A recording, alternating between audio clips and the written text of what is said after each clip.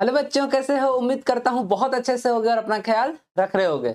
मैं कुणाल मिश्रा स्वागत करता हूँ अपने यानी हमारे यूट्यूब चैनल केमिटोरिया में। अगर आपको मेरा सेशन अच्छा लग रहा हो, लाइक कर देना, शेयर कर देना। एक्चुअली लगता है ना कि भीख मांग रहा हूँ, सब्सक्राइब कर देना। ओके, कोई बात नहीं। चलो, टीचर हूँ, मेरा काम है मांगना, कोई फी तो लगता नहीं है भैया। एक लाइक और एक शेयर, ठीक है ना? एक लाइक और एक शेयर, बस यही तो मांग रहा हूँ ना। चलो बच्चों, देखते हैं क्या आज हमारा क्या है टॉपिक। आज हम फिर से यूनिट 1 का मतलब हमारा यूनिट 1 क्या है, some basics concept of chemistry, इसका लेक्चर नंबर 2 देखेंगे, है ना। अभी हमारा बिल्कुल बेसिक्स चल रहा है, जिसमें मैंने पिछले क्लास में आपको केमिस्ट्री क्या है, साइंस के इसके बारे में बताया था। आज हम लोग इसी को आगे कंटिन्यू करेंगे।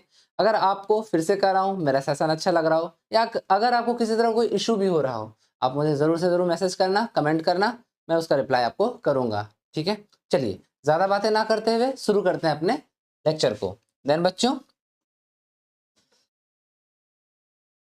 आज का जो हमारा फर्स्ट लेक्चर होगा, एक्चुअली फर्स्ट टॉपिक होगा, वो होगा एटम का। हम ऐसा मानते हैं कि हमारे आसपास जो भी चीजें हैं, ठीक है, वो उनमें सबसे जो स्मॉलेस्ट पार्टिकल है वो एटम है। अभी हाल ही में मतलब 5-10 साल पहले क्या हुआ कि जो फिजिसिस्ट हैं, ठीक है ना, उन्होंने कहा कि सब atomic particle, electron, proton, neutron, इससे भी एक छोटा पार्टिकल है जिसको कहा गया क्वार्क्स। क्वार्क्स के नाम से कहा गया है। तो आज के डेट में एटम से भी अगर पूछा जाए स्मॉलेस्ट पार्टिकल कौन है, तो वो है क्वार्क्स। बच्चों की एनसीईआरटी है, एनसीईआरटी ही आपको पढ़ना है और उसी को फॉलो करना है। देन आपके लिए आपका सबसे स्मॉलेस्ट पार्टिकल कौन है? एटम। पर आपके नॉलेज के लिए मैंने बता दिया, एटम से भी छोटा कौन है? क्वार्क्स। क्लियर है बच्चों? किसी तरह कोई दिक्कत है? नहीं है। अब ध्यान दो, एटम होता क्या है? अभी तो मैंने कहा सबसे स्मॉलेस्ट पार्टिकल ही एटम है। इसके अलावा एटम का कुछ प्रॉपर्टीज होता है। अब प्रॉपर्टीज क्या है इसको समझो। देखो, एटम जो होता है ना, वो केमिकल रिएक्शन में पार्टिसिपेट कर सकता है।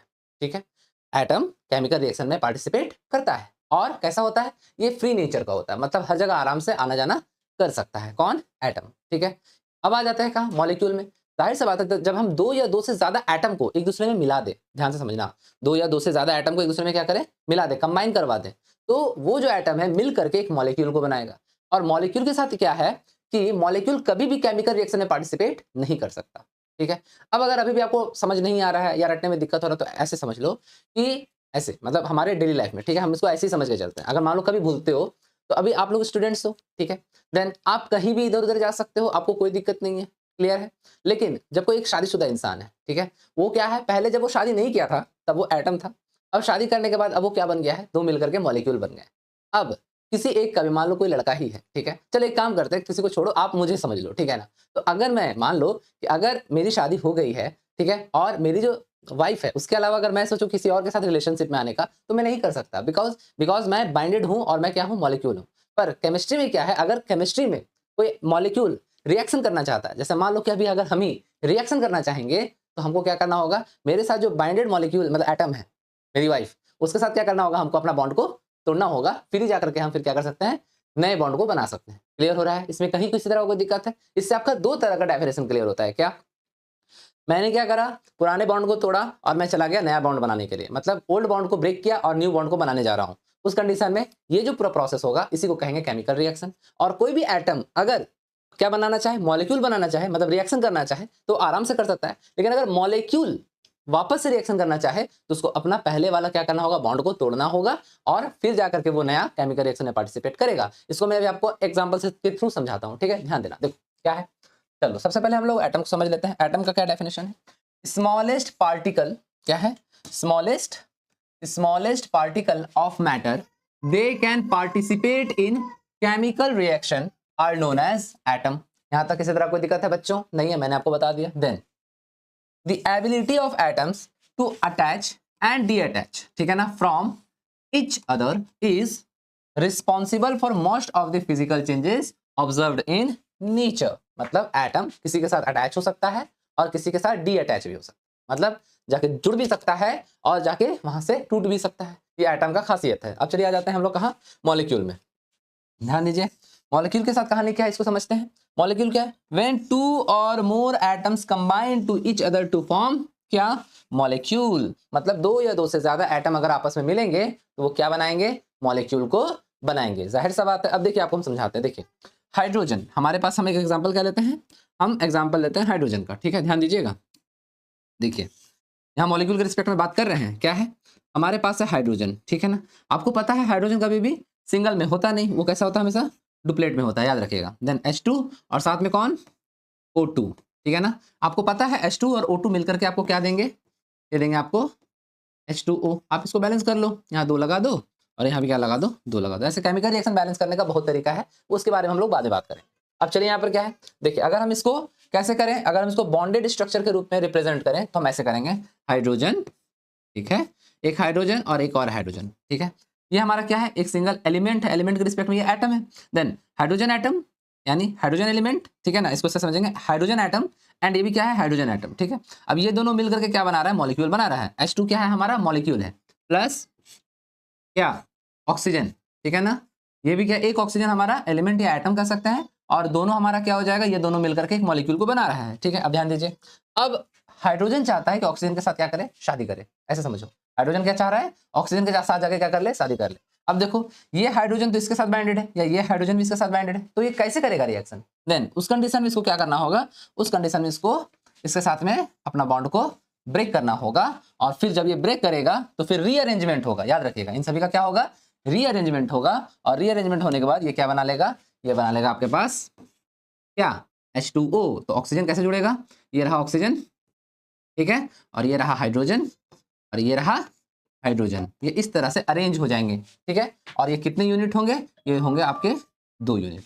बोलिए क्लियर हो गया, ये बैलेंस करने का तरीका है, समझ गए इसको, कहीं कोई दिक्कत है, नहीं होना चाहिए। देन आपका क्या मिला, देखिए मॉलिक्यूल टूट करके एटम में चेंज हुआ, यहाँ भी मॉलिक्यूल टूट करके एटम में चेंज हुआ, और फिर जाकर के क्या बनाया, एक और मॉलिक्यूल बना, ठीक है ना, ऑक्सीजन और हाइड्रोजन का। बोलो समझ गए, किसी तरह कोई दिक्कत है, आगे बढ़ सकते हैं, जल्दी से स्क्रीनशॉट लेंगे ताकि हम आगे बढ़ जाए, ले लीजिए। चलिए बच्चों, इसके बाद हम लोग क्या देखते हैं, इसके बाद हम लोग चलते हैं नेक्स्ट टॉपिक की ओर। देन इसके बाद क्या हमारा मैटर, आपको पता होगा मैटर क्या होता है, ठीक है। मैटर वो हर एक चीज जिसका अपना खुद का मास हो और जो स्पेस ऑक्युपाई करती हो, उसी को हम मैटर कहेंगे, सिंपल वे में, ठीक है ना। वो हर एक चीज जिसका मास हो, ठीक है ना, और क्या, और जो स्पेस ऑक्युपाई करती हो, उसी को हम क्या कहते हैं, मैटर कहते हैं। कोई दिक्कत है बच्चों, नहीं। अब सबसे बड़ा सवाल क्या पूछा जाता है, इसको ध्यान दीजिएगा। सबसे बड़ा सवाल ये पूछा जाता है कि जो मैटर होता है, मैटर मतलब एयर, ऐसे पूछ समझ लो कि जो एयर होता है, क्या एयर एक मैटर है। क्योंकि बहुत जगह ऐसा सुने, हम पूछते हुए देखे हैं टीचर्स को कि बता हवा मैटर है कि नहीं। तो देखो बहुत जगह कुछ एक आध मैंने मतलब कभी बहुत पहले यूट्यूब में देखा था, कोई एक आध टीचर है जिन्होंने कहा था एयर एक मैटर नहीं है। लेकिन बच्चों नहीं, गलत बात है, ऐसा नहीं होता। एयर एक मैटर है। सबसे पहली बात, एयर का मास होता है। फॉर एग्जाम्पल आप क्या ले रहे हो, ऑक्सीजन ले रहे हो, ठीक है ना। तो ऑक्सीजन का आपको मॉलिक्यूलर मास या मोलर मास देखने को मिलता है, या एटॉमिक मास देखने को मिलता है, जो कि कितना होता है, 16 ग्राम पर मोल। चूंकि O2 के रिस्पेक्ट में होता है, तो हम कहेंगे कि O2 जो है उसका अगर मास, अगर मॉलिक्यूलर मास का बात करें तो 32 ग्राम पर मोल के रिस्पेक्ट में हम बात करेंगे। मतलब ऑक्सीजन का मास है। अब आप बताओ ऑक्सीजन स्पेस ऑक्युपाई करेगी या नहीं, या फिर एयर में जैसे नाइट्रोजन, ऑक्सीजन, ये सभी जो है, कार्बन डाइऑक्साइड, क्या ये स्पेस ऑक्युपाई करेगी कि नहीं। तो हाँ बच्चों, करती है। क्योंकि आप जानते हो कि आपके टायर्स में क्या भरा जाता है, हवा भरा जाता है। देन अगर कोई ये कहता है हवा मैटर नहीं है, तो वो गलत बात है। हवा मैटर है, एयर मैटर है, और हमको पढ़ना है इसके बारे में।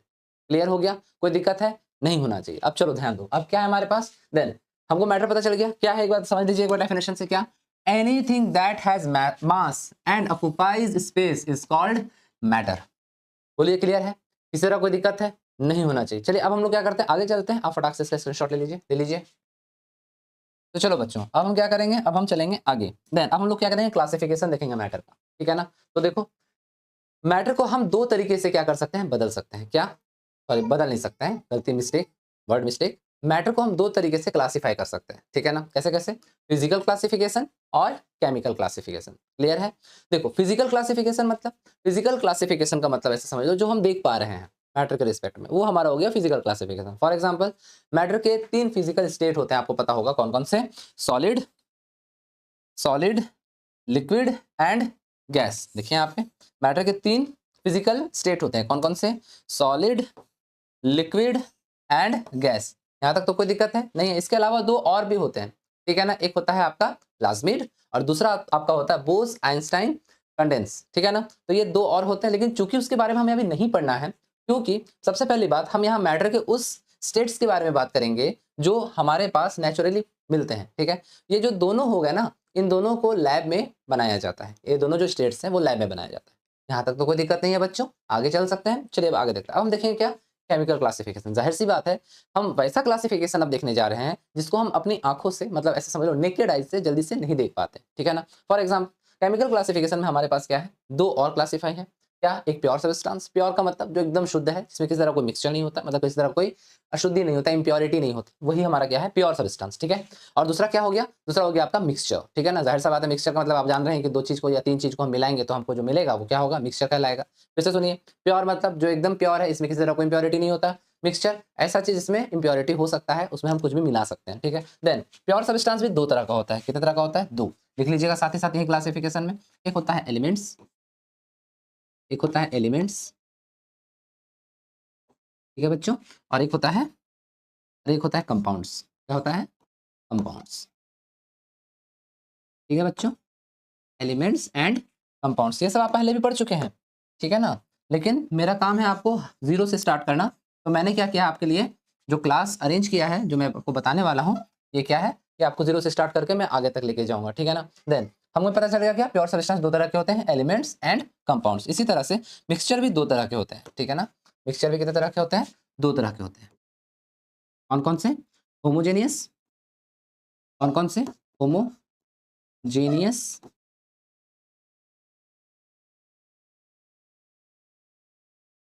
होमोजेनियस एंड हेटेरोजेनियस, हेटेरोजेनियस, ठीक है बच्चों?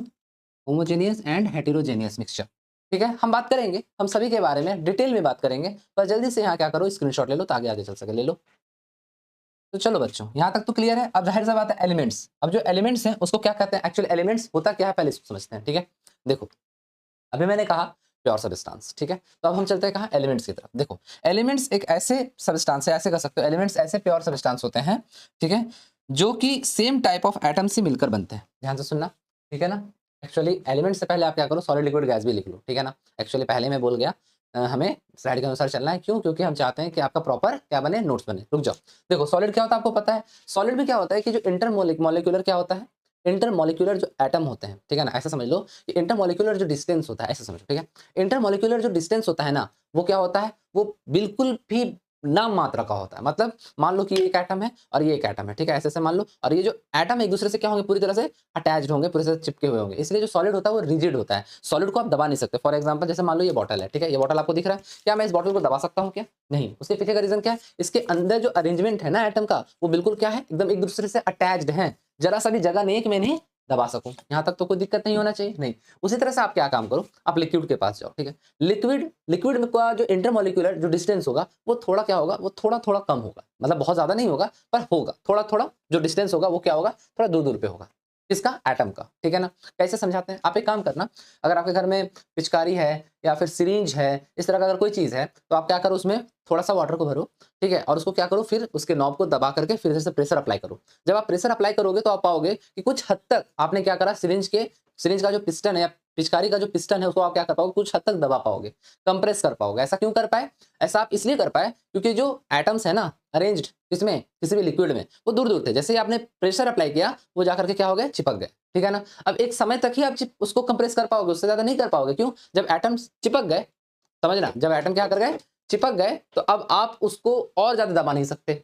लेकिन जैसे ही आप प्रेशर हटा दो, तो फिर वो दूर-दूर हो जाता है। उसके पीछे का क्या रीज़न है, मैं आपको 1 मिनट में बताता हूँ। चलो अब आ जाते हैं थर्ड कंडीशन, ठीक है? गैसियस जो मॉलिक्यूल होते हैं, उनका जो इंटरमॉलिक्यूलर डिस्टेंस होता है, वो काफ़ी ज़्यादा होता है। क्लियर हो रहा है? क्यों ज़्यादा होता है, ये भी बात करेंगे, लेकिन उनका डिस्टेंस बहुत दूर-दूर होता है। अब दूर-दूर होने के कारण, ठीक है ना, डिस्टेंस क्या होने के कारण, दूर-दूर होने के कारण आप उनको क्या कर सकते हो, काफ़ी हद तक कंप्रेस कर सकते हो। फॉर एग्ज़ाम्पल आपने कभी ना कभी टायर्स में हवा तो भरा होगा, खासकर साइकिल के टायर्स में, ठीक है? देन हमारे पास जो पंप होता है, आप उसके नॉब को दबाओ और फिर उसको भी क्या करो, प्रेस करो। जब आप प्रेस करोगे, तो काफ़ी हद तक आप दबा पाओगे। उसके पीछे का रीज़न है, मॉलिक्यूल्स काफ़ी दूर-दूर थे, और जहाँ पर जाकर के आप कंप्रेस होना बंद हो जाए, समझ जाना, वहीं पर आकर के एटम क्या हो गए हैं, अटैच्ड हो गए हैं। मतलब पूरे लोग आगे देखते हैं, आप जल्दी से स्क्रीनशॉट लीजिएगा ताकि हम लोग आगे बढ़ सकें। ले लीजिए। तो चलिए बच्चों, एक बार यहाँ पर क्या-क्या लिखा हुआ है उसको भी देख लेते हैं हम डेफिनेशन को। यहाँ लिखा हुआ है, which substance have definite shape and volume and their intermolecular spaces are very low are known as solid। सीधी सी बात है कि जो सॉलिड होता है उसका जो शेप और वॉल्यूम दोनों ही क्या होता है, डिफिनिट होता है। अभी अगर हम चाहें, ये जो बॉटल है, ध्यान दीजिएगा, ये जो बॉटल आपको दिख रहा है, क्या इस बॉटल का हम अभी कुछ और बना सकते हैं क्या? अभी ऐसे इसको हम बदल सकते हैं, इसका शेप को बदल सकते हैं? बिल्कुल नहीं बदल सकते, क्योंकि इसका डिफिनिट शेप है। इसका वॉल्यूम भी हम बदल नहीं सकते। जो इसका वॉल्यूम है 1 लीटर का, हम इसको 2 लीटर में कभी कन्वर्ट नहीं कर सकते। तो मतलब जो सॉलिड होता है उसका शेप और वॉल्यूम, ये क्या होता है, शेप, साइज, वॉल्यूम सारा का कुछ डिफिनिट होता है। वहीं हम आ जाए लिक्विड पे, तो लिक्विड में हमको देखने को क्या मिलेगा? लिक्विड में हमें देखने को मिलेगा क्या? Which substance have definite volume but not a definite shape. एक बात बताओ, लिक्विड का कोई शेप होता है क्या? नहीं हो सकता ना। अभी समझाते हैं कैसे। And their intermolecular spaces are low are known as liquid. अब देखो, ध्यान दो, मैं जो कहना चाहता हूं उसको समझना, ठीक है ना। देखो क्या है कि हमारा जो लिक्विड होगा उसका कभी कोई डिफिनिट शेप हो ही नहीं सकता। रीजन, अभी मान लो ये जो बॉटल है, इसमें मैं वाटर डाल दूं लिक्विड फॉर्म में। जब मैं इसमें लिक्विड फॉर्म में वाटर को डालूंगा तो ये तो इसी का शेप ले लेगा ना। या फिर हम क्या करेंगे, एक जग ले लेंगे या फिर लोटा ले लेंगे, या कहीं भी किसी भी चीज में हम अगर लिक्विड को डालते हैं तो उसी का शेप ले लेता है। पर हाँ, वॉल्यूम नहीं बदल सकता। क्यों? मान लेते हैं इस बॉटल में 1 लीटर वाटर है, समझना। अब अगर हम चाहें तो क्या इसको 2 लीटर में, मतलब 2 लीटर के अगर बॉटल में हम डालेंगे तो क्या वहां जो ये जो वाटर है, क्या वो वहां जाकर 2 लीटर का हो जाएगा क्या? नहीं ना, वॉल्यूम तो सेम रहेगा। तो मतलब डिफिनिट शेप होगा, पर क्या बदल जाएगा? लेकिन डिफिनिट शेप, सॉरी, डिफिनिट मतलब इसमें क्या हो जाएगा आपका, इसमें सॉरी, मतलब इसमें आपका क्या हो जाएगा, डिफिनिट वॉल्यूम हो जाएगा, पर शेप क्या होगा, इनडिफिनिट होगा। ठीक है ना, शेप इसका कभी भी एक जैसा नहीं हो सकता। उसके बाद आ जाते हैं गैस में।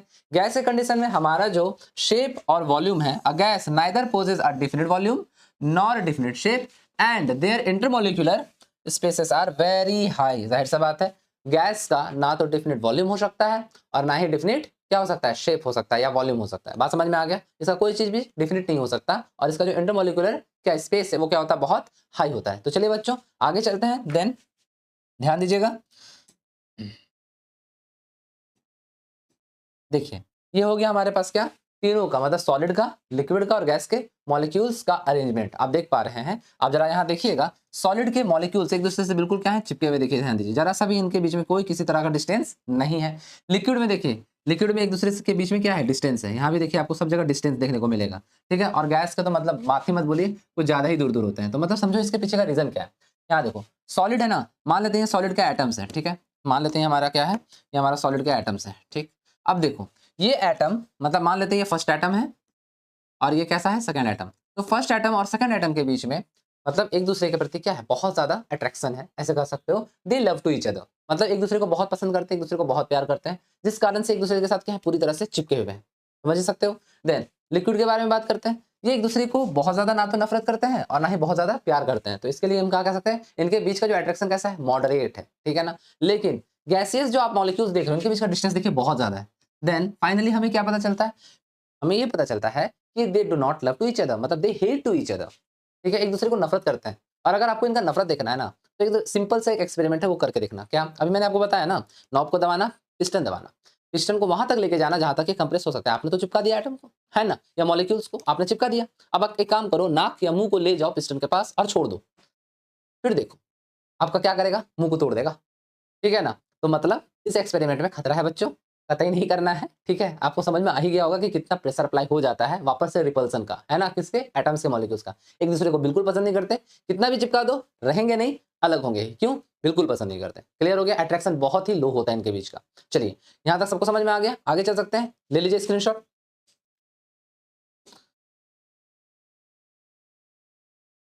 चलिए बच्चों अब हम क्या करते हैं, तो चलिए बच्चों अब हम क्या करते हैं, हम चलते हैं आगे। देन अब हमारे पास फिर से क्या आ गया, प्योर सबस्टांस। ठीक है ना। प्योर सबस्टांस किसको कहते हैं आपको पता है, जिसमें किसी तरह का कोई इंप्योरिटी ना हो, वही तो हमारा प्योर है। अब जाहिर सा बात है, प्योर सबस्टांस कितने तरह के होते थे, दो तरह के, है ना। होते थे या नहीं होते थे, बिल्कुल होते थे। अब जरा सा ध्यान दीजिएगा, प्योर सबस्टांस में दो तरह के हमारे टाइप्स थे, एक था एलिमेंट्स और एक था कंपाउंड्स। यहाँ तक कोई दिक्कत है नहीं। सबसे पहले हम जानते हैं एलिमेंट्स क्या होता है। तो देखो, एलिमेंट्स वो प्योर सबस्टांस है जो कि सेम टाइप ऑफ एटम से मिलकर बनता है, मतलब एक ही तरह के एटम उसके अंदर प्रेजेंट होंगे। फॉर एग्जांपल मान लेते हैं कि कोई एक एलिमेंट है जिसका नाम हम मान लेते हैं ऑक्सीजन। ठीक है ना। अब ऑक्सीजन के अंदर जितने एटम होंगे, मान लेते हैं कि ऑक्सीजन के अंदर कितने एटम है, 8 एटम है। और उन 8 एटम में हम क्या देख रहे हैं, हम एक एटम को देख पा रहे हैं जो कि रेड कलर का है। तो जो सातों एटम होंगे ना, वो भी रेड कलर के ही होंगे और उनका शेप और साइज भी बिल्कुल आइडेंटिकल होगा, एकदम सेम होगा, कोई अलग अलग नहीं होगा। मतलब एक ही तरह का एटम से मिलकर के एक एलिमेंट बन रहा है, उसमें किसी तरह कोई इम्प्योरिटी नहीं है, सेम टाइप के एटम, ठीक है ना। दूसरा क्या, अगर आपको अब भी नहीं समझ में आया तो मैं आपको दूसरे एग्जांपल से समझाता हूँ। फॉर एग्जांपल जो भी मेरे वीडियोस को देख रहे हैं उनको अपना ब्लड ग्रुप पता होगा, ठीक है। अब हम देखिए केमिस्ट्री के रिस्पेक्ट में बात करेंगे, उनको अपना ब्लड ग्रुप पता होगा। अब एक काम करो, जैसे कि मेरा ब्लड ग्रुप है बी पॉजिटिव, ठीक है। तो अब एक बात बताओ, अब अगर मैं यहाँ से ब्लड निकाल के चेक करूँ, ठीक है, या यहाँ से ब्लड निकाल के चेक करूँ, या बॉडी के किसी भी पार्ट से, ठीक है ना, ऑर्गन से अपने ब्लड को चेक करूँ, तो मुझे क्या मिलेगा? मेरा ब्लड ग्रुप मुझे हमेशा बी पॉजिटिव ही मिलेगा। मतलब मैं ये कह सकता हूँ ना कि मेरा का पूरा जो बॉडी है वो सेम टाइप के ब्लड से मिलकर के बना है और उसका नाम बी पॉजिटिव है। हाँ या ना? तो बिल्कुल ऐसे ही एलिमेंट भी सेम टाइप ऑफ एटम से मिलकर बने होते हैं, जिसमें किसी तरह का कोई इम्प्योरिटी नहीं होता है। एकदम अच्छे से समझ गए? आगे चल सकते हैं। तो देखिए क्या कहता है हमारा डेफिनेशन। देखिए हमारा डेफिनेशन हमसे कहता है क्या कि which type of pure substance consist of single type of atom और मॉलिक्यूल, ठीक है, and can neither be decomposed nor built any ordinary physical and chemical changes are called elements. सीधी सी बात है, आपको पता चल गया कि सिंगल टाइप या सेम टाइप के एटम से मिलकर बनता है। दूसरा रीजन क्या है, ध्यान दीजिएगा, इसको हम किसी भी ऑर्डिनरी फिजिकल चेंजेस के जरिए, मतलब हम एक्चुअली ऐसे समझ लो कि हम एलिमेंट को बना नहीं सकते। हाँ, हम एलिमेंट को खोज जरूर सकते हैं कि कोई नया एलिमेंट मिला है, पर हम एक नया एलिमेंट बना नहीं सकते और ना ही हम एलिमेंट को डिस्ट्रॉय कर सकते। ठीक है, element can neither be created nor be destroyed, ऐसा समझ के चलो। एलिमेंट को ना तो हम बनाएंगे ना ही हम नष्ट कर सकते हैं। क्लियर हो गया? इसी तरह कोई दिक्कत नहीं है। देखिए आपके सामने फिगर भी है, अगर कोई एक एलिमेंट में रेड कलर का एटम है तो सारे के सारे जो एटम होंगे उसके अंदर रेड कलर के ही होंगे। क्लियर है बच्चों? आगे चल सकते हैं। देन अब देखो एलिमेंट्स के टाइप्स, ठीक है ना, टाइप्स ऑफ एलिमेंट्स, कितने तरह के एलिमेंट्स पाए जाते हैं। चलिए जल्दी से स्क्रीनशॉट ले लीजिए ताकि आगे चल सके। ले लीजिए। तो चलिए बच्चों अब हम क्या करते हैं, हम आगे चलते हैं। देन ये रहा हमारा टाइप्स ऑफ एलिमेंट्स। टोटल कितने तरह के एलिमेंट्स हमारे पाए जाते हैं। देखो एलिमेंट्स हमें देखने को कहाँ मिलेंगे, आपने पेरियोडिक टेबल देखा है। पेरियोडिक टेबल में जितने भी आपको दिख रहे हैं ना, लाल हरे नीले जैसा भी आपका पेरियोडिक टेबल है, जो भी दिख रहा है वहाँ पे hydrogen helium lithium beryllium carbon nitrogen aluminium sodium, जो भी वहाँ दिख रहा है सारा का सारा एलिमेंट है। क्लियर हो गया? अब जाहिर सा बात है, यहाँ तो आपने पेरियोडिक टेबल में इतने सारे एलिमेंट को देख लिया, लेकिन वहाँ जो अरेंजमेंट किया है ना वो उनके नेचर पे किया गया है। कुछ एलिमेंट गैसियस फॉर्म में है यानी नॉन मेटल्स हैं, कुछ एलिमेंट मेटल्स के फॉर्म में है और कुछ एलिमेंट्स मेटलॉइड्स के भी फॉर्म में है। ठीक है ना? तो हम लोग जानेंगे क्या कि एलिमेंट्स के कितने टाइप्स होते हैं। तो टोटल एलिमेंट्स के 3 टाइप होते हैं। कौन कौन से? Metals, non metals and metalloids. अब मेटल्स, नॉन मेटल्स और मेटलॉइड्स क्या होता है इसके बारे में हम लोग समझते हैं। तो एक बार देखिए हमारा यहाँ डेफिनेशन देखिए, पहले हम आपको समझा ही देते हैं। मेटल्स वैसे एलिमेंट होते हैं जो कि सॉलिड फॉर्म में पाए जाते हैं। कहाँ? हमारे पेरियोडिक टेबल में, मतलब रिजिड होते हैं। ठीक है। दूसरा, मेटल का सबसे बढ़िया प्रॉपर्टी ये होता है कि वो हीट और इलेक्ट्रिसिटी को क्या करता है, कंडक्ट कर सकता है। क्लियर हो गया? तो चलिए एक बार हम लोग क्या करते हैं, डेफिनेशन के थ्रू समझते हैं। देखिए हमारा देन मेटल्स क्या है, विच एलिमेंट, ठीक है ना, क्या है metals, which elements are generally solids and possess characteristics such as, ठीक है, bright, lustre, hardness and ability to conduct electricity and heat are called as metals. मतलब क्या, मेटल्स का क्या क्या खासियत है। आप देखो ध्यान दो, आप एक काम करो, आप दो आपको एग्जांपल दे रहे हैं। आप एक काम करो, एक लोहे का जो पतला वाला सरिया होता है उसको ले लो और दूसरी ही तरफ आप उतना ही पतला एक बांस ले लो। ठीक है, बांस समझते हो ना, तो बम्बू जिसको हम लोग बम्बू भी कहते हैं, ठीक है, ले लो उतना ही पतला, पतला पतला दोनों लो। अब आप एक काम करो, जो लोहे का रॉड है उसको आप क्या करो, ताकत के साथ मोड़ने का कोशिश करो। आप देखोगे कि वो क्या हो गया, मुड़ गया। ठीक है ना? आपको समझ में आ रहा है क्या हो गया, वो मुड़ गया। लेकिन वही आप देखो तो क्या वो उतना मोटा जो बांस का है, मतलब बम्बू का जो आपने लिया स्टिक, क्या वो मुड़ेगा? नहीं, वो टूट जाएगा। ठीक है, तो मतलब क्या हो रहा है यहाँ पे, पहले बात कि हार्डनेस तो होता ही है, साथ में क्या होता है, लस्चर भी होता है, और कहीं कहीं आप और कहीं क्या मेटल्स क्या डक्टाइल भी होते हैं। बात समझ में आ गया? तो ये तीनों ही प्रॉपर्टी कौन दिखाता है, मेटल्स दिखाता है। ठीक है, मेटल्स को आप काट भी सकते हो, कट कर सकते हो बिल्कुल सेम पीस में, लेकिन नॉन मेटल्स के साथ ऐसा नहीं होता। अगर आप उसको काटने जाओगे तो हो सकता है कि वो कहीं और से कट जाए, फट जाए, ऐसा हो जाता है, लेकिन मेटल्स के साथ ऐसा देखने को नहीं मिलता। और सबसे बढ़िया बात क्या प्रॉपर्टी क्या है, हीट एंड इलेक्ट्रिसिटी को क्या कर सकता है, पास कर सकता है। यही हमारा क्या है, मेटल्स है। चलिए आगे चलते हैं। देन मेटल्स के बाद हमारा क्या आएगा, मेटल्स के बाद आएगा, जल्दी से स्क्रीनशॉट ले लीजिएगा ताकि आगे चल सके। ले लीजिए, जल्दी ले लीजिए। चलिए अब हम लोग क्या करते हैं, नॉन मेटल्स की ओर चलते हैं। लेकिन नॉन मेटल्स में जाने से पहले मेटल्स हमारे पेरियोडिक टेबल में कहाँ देखने को मिलते हैं। तो देखो एस ब्लॉक एलिमेंट में, ठीक है ना, हाइड्रोजन को ऐसे वो एक्सेप्शन है, ठीक है, लेकिन एस ब्लॉक एलिमेंट्स में आपको वहां देखने को क्या मिलेंगे, मेटल्स देखने को मिलेंगे। वहीं आप आ जाओ डी ब्लॉक में और एफ ब्लॉक में, वहां भी आपको ज्यादा, डी ब्लॉक में तो सारे के सारे ही क्या है, मेटल्स हैं। क्लियर हो गया बच्चों? तो मेटल्स हमारे पता चल गए कौन कौन से हैं। और एग्जाम्पल अगर आप मांगोगे तो सोडियम, मैग्नीशियम, उसके अलावा एल्यूमिनियम, उसके अलावा आप इधर आ जाओ डी ब्लॉक में तो क्या स्कैंडियम, वेनेडियम, ठीक है ना, इस तरह का क्रोमियम, ये सब सभी क्या है, कॉपर, ये सभी क्या है, मेटल्स हैं, ठीक है ना। चलिए अब हम लोग क्या करते हैं, आगे चलते हैं। बस खाली आप मेरे लेक्चर को सुनना, आपको अच्छे से सारा चीज क्लियर होते चला जाएगा। चलिए अब आगे देखते हैं। इसके बाद क्या है, मेटल्स के बाद हम आएंगे कहाँ, नन मेटल्स में, ठीक है। जाहिर सी बात, अभी मैंने कहा आपको नन मेटल्स क्या होंगे, जिसको हम तोड़ नहीं सकते ठीक से, ठीक है, मतलब जो डक्टाइल नहीं हो सकते, ठीक है ना, वो सभी क्या है, नन मेटल। उसके अलावा क्या, सबसे बड़ी बात कि हीट एंड इलेक्ट्रिसिटी को क्या नहीं करेंगे, कंडक्ट नहीं करेंगे। अब आप पूछोगे सर वो कहाँ है हमारे पास, तो जो जो गैसेस फॉर्म है जैसे हाइड्रोजन, ठीक है ना, उसके बाद नाइट्रोजन, ऑक्सीजन, क्लोरीन, ठीक है ना, ये सभी क्या है, हमारे नन मेटल्स हैं। तो चलिए एक बार क्या करते हैं, डेफिनेशन को देख लेते हैं। देखिए डेफिनेशन क्या है, which elements are generally non lustrous, clear हो गया, ब्रिटल एंड पुअर, जाहिर सा बात है आराम से टूट जाता है नन मेटल, ब्रिटल का मतलब होता है टूटना, ठीक है ना, and poor conductors of heat and electricity are known as non metals. Clear हो गया बच्चों, किस तरह कोई दिक्कत नहीं। एग्जांपल आपको पता है क्या क्या होगा, लिख लेना, हाइड्रोजन हो गया, उधर आ जाओ पी ब्लॉक एलिमेंट्स में, ठीक है ना, तो कार्बन हो गया, कार्बन भी आपका नन मेटल्स में आएगा, ठीक है ना। उसके बाद फिर आप आगे चले जाओ, नाइट्रोजन हो गया, ऑक्सीजन हो गया, तो ये सभी क्या है, नन मेटल्स की कैटेगरी में आते हैं। उसके बाद आ जाओ क्या, मेटलॉइड्स। अब देखो हमारे पेरियोडिक टेबल में मेटलॉइड्स भी हमें देखने को मिलता है, ठीक है ना बच्चों। तो क्या है, देखिए हमारा मतलब हमारा डेफिनेशन हमसे कहता है, which elements have common characteristics of metals and non metals are known as metalloids. मतलब क्या, जिसके अंदर मेटल्स, ठीक है ना, और नॉन मेटल्स दोनों का कैरेक्टर भरा पड़ा हो। मतलब मेटल्स क्या होते हैं, गुड कंडक्टर, ये गुड कंडक्टर नहीं होगा पर बैड कंडक्टर भी नहीं होगा, मतलब ये दोनों के बीच का होगा। क्लियर हो गया, मतलब कंडक्ट भी करेगा, मतलब जितना इलेक्ट्रिसिटी चाहिए पास करेगा, और जितना नहीं चाहिए, नीड नहीं है, वो उसको इनहिबिट करेगा, रोकेगा, ठीक है ना, दोनों ही कंडीशन को मानेगा। अब ये कौन हो सकता है पेरियोडिक टेबल में, तो सिलिकॉन, आर्सेनिक, ये सभी क्या है, फिर उसके बाद आ जाओ बिस्मिथ, ये सभी क्या है, पुअर कंडक्टर्स, मतलब कि आप इसको कह सकते हो कि ये मेटलॉइड्स हैं। और हमारे पास सिलिकॉन का बहुत अच्छा एग्जांपल भी है, सिलिकॉन का यूज हम सोलर प्लेट्स बनाने में भी यूज करते हैं। क्लियर है बच्चों, इसमें किसी तरह कोई दिक्कत है नहीं। बाकी ये सभी चीजों के बारे में हम डिटेल में कहाँ पढ़ेंगे, जाहिर सी बात है हम पेरियोडिक टेबल के बारे में बात कर रहे हैं तो यूनिट 3 हमारा पेरियोडिसिटी ही तो है, उसी में तो जाकर के हम इसके बारे में और अच्छे डिटेल से बात कर सकते हैं। पर फिलहाल आपके लिए नॉलेज के लिए कि आखिर नॉन मेटल्स क्या होता है, मेटल्स क्या होता है और मेटलॉइड्स क्या होता है, उसके रिस्पेक्ट में मैंने यहाँ क्या क्या बात करा है, ठीक है। चलिए अब हम आगे चलते हैं, देखते हैं अपने नेक्स्ट टॉपिक को, ठीक है। चलिए देखिए अब हम लोग क्या पढ़ेंगे, कंपाउंड्स के बारे में। Compound, what do mean by compounds, ठीक है बच्चों, तो ध्यान दीजिएगा। अच्छा स्क्रीनशॉट लिया था क्या, एक काम करो फटाक से स्क्रीनशॉट ले लो, मुझे लगता है मैंने लेने नहीं दिया, ले लो जल्दी से स्क्रीनशॉट ले लो, फिर आगे चलते हैं, ले लो।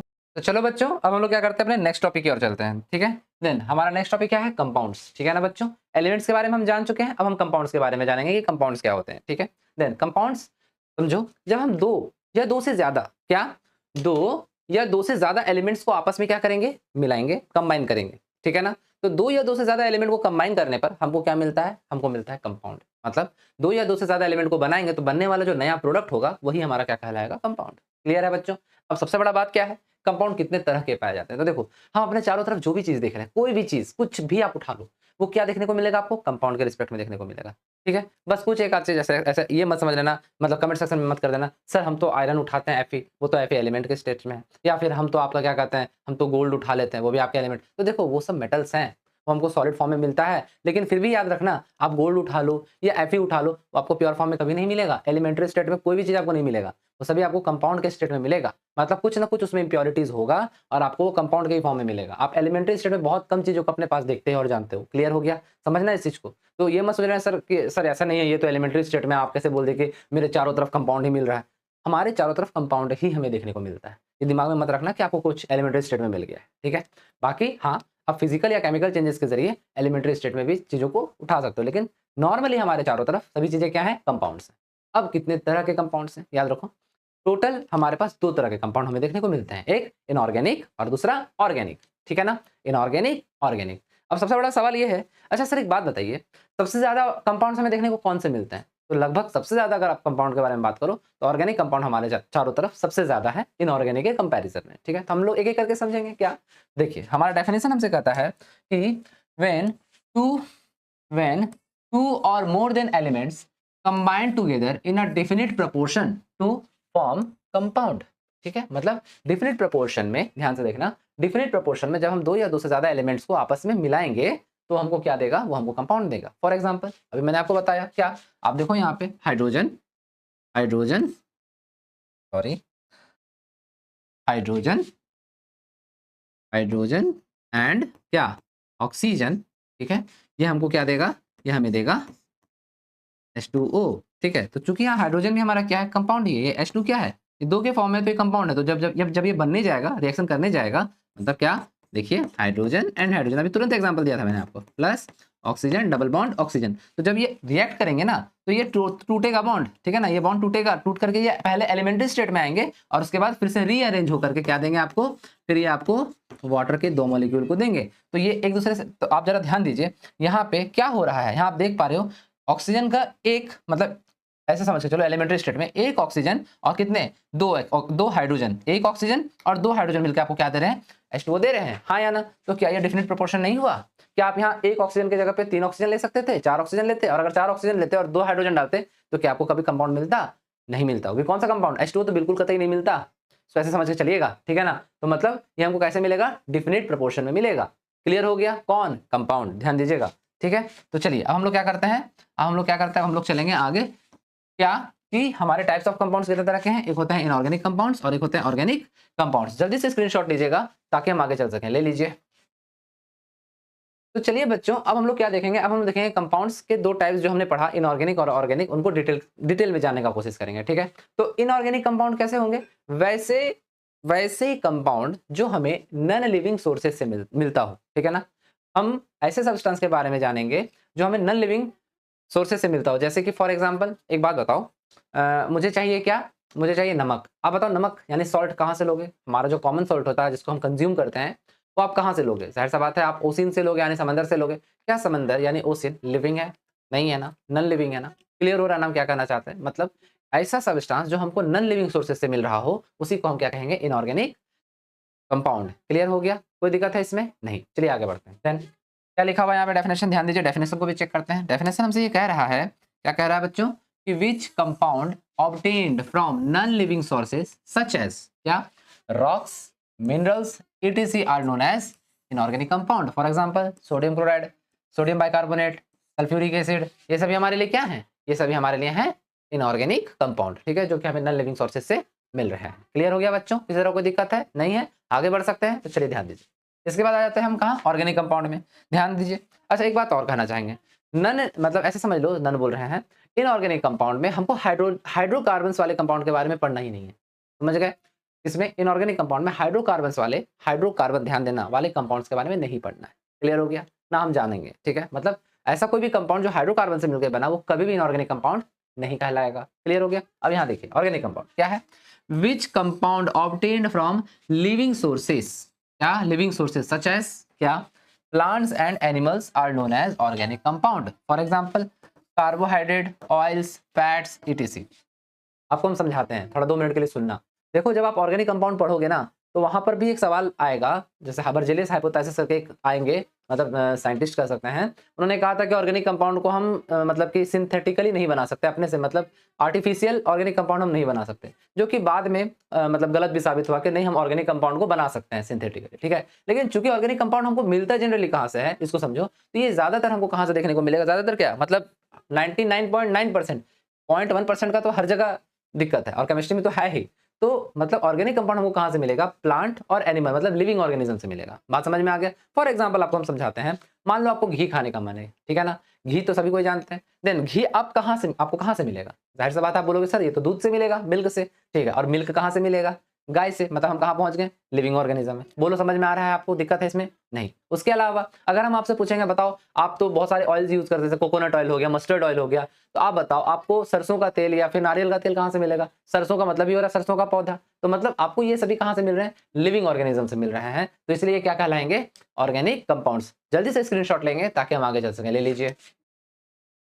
तो चलिए बच्चों, यहाँ तक तो आपको किसी तरह कोई दिक्कत नहीं होना चाहिए, और ये सब आप लोगों ने पहले भी पढ़ा होगा। देन अब हम लोग नेक्स्ट चलते हैं कहाँ, अपने नेक्स्ट टॉपिक पे, ठीक है, जो कि क्या है, जो कि है हमारा मिक्सचर्स, ठीक है ना। मिक्सचर्स क्या होते हैं, जाहिर सी बात है, जब हम 2 या 2 से ज्यादा क्या कंपाउंड को मिक्स करें, ध्यान से समझिएगा, 2 या 2 से ज्यादा कंपाउंड को अगर हम क्या करेंगे, मिक्स करेंगे, तो हमको मिक्सचर मिलेगा। क्लियर है। अब मिक्सचर भी 2 तरीके से हो सकता है। कैसे, मिक्सचर अलग अलग तरीके से एक दूसरे में हम क्या कर सकते हैं, मिक्स कर सकते हैं। फॉर एग्जांपल समझाते हैं आपको, हम 2 मिक्सचर बनाने बोल रहे हैं, ठीक है। एक मिक्सचर ऐसा है, जैसे कि मान लीजिए नमक है, चीनी है और पानी है, ये एक मिक्सचर कहा। और दूसरा मिक्सचर मैंने कहा आप एक काम करो, सैंड मिट्टी होता है ना, तो सैंड और क्या करो कि राइस का मिक्सचर करो, तो आप पाओगे दोनों मिक्सचर अलग अलग तरह का बनेगा। कैसे?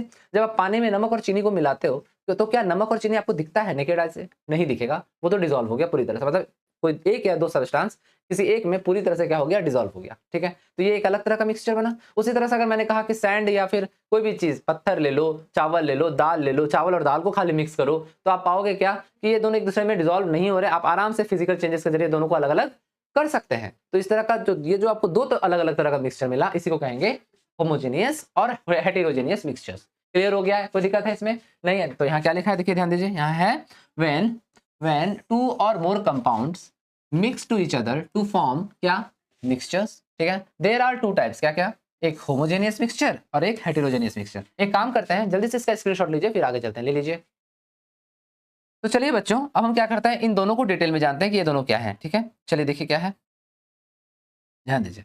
होमोजेनियस, मैंने अभी आपको कहा जब कोई एक सब्सटेंस दूसरे सब्सटेंस में यूनिफॉर्मली पूरी तरह से डिसॉल्व हो जाए और हम उसको नेकेड आई से नहीं देख पा रहे हैं, तो वो हमें होमोजेनियस हो गया। और दूसरा, जब हम देख पा रहे हैं, मतलब मिक्स किए और यूनिफॉर्मली डिसॉल्व नहीं हो रहा है, हम आराम से एक दूसरे को क्या कर सकते हैं, अलग अलग कर सकते हैं, तो वो क्या कहलाएगा, हेटेरोजेनियस। तो देखिए हमारा डेफिनेशन हमसे क्या कहता है, ध्यान दीजिएगा। हमारा डेफिनेशन हमसे ये कहता है, अ होमोजेनियस मिक्सचर, ध्यान दीजिएगा क्या कहता है, a homogeneous mixture is a gaseous, liquid और solid mixture that has the same proportion of its components throughout a given sample. It is uniform in composition. Example आपको पता है, मैंने अभी आपको क्या कहा, एग्जाम्पल में आप बहुत कुछ दे सकते हो, क्या क्या दे सकते हो।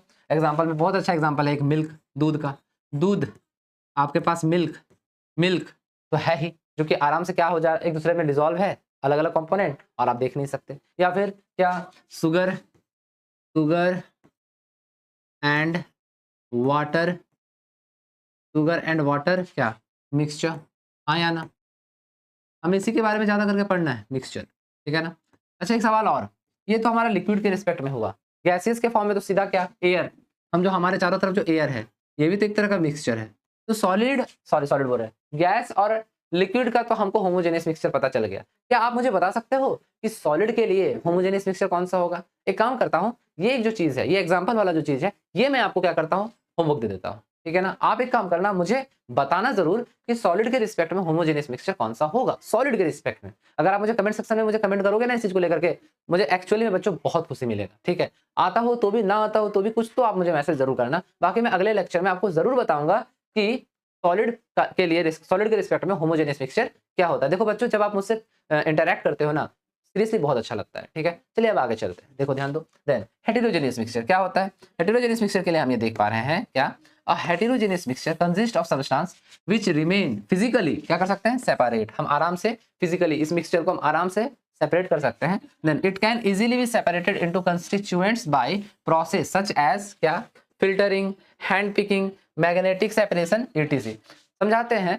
देखो अभी तो मैंने बताया कि हम आराम से क्या कर सके, अलग कर सके, वैसा है हमारा हेटेरोजेनियस मिक्सचर। आप ये भी देखते होगे क्या कि आप मतलब कि अगर आपको पानी वानी पीना है, आप बाहर हो तो छांक करके भी आप पानी पीते हैं, तो एक तरह से उसके अंदर, पानी के अंदर अगर कोई कंकड़ अंकड़ है तो भी एक तरह का क्या है, मिक्सचर ही है, और उसको हम क्या कहेंगे, हेटेरोजेनियस मिक्सचर। बात समझ में आया?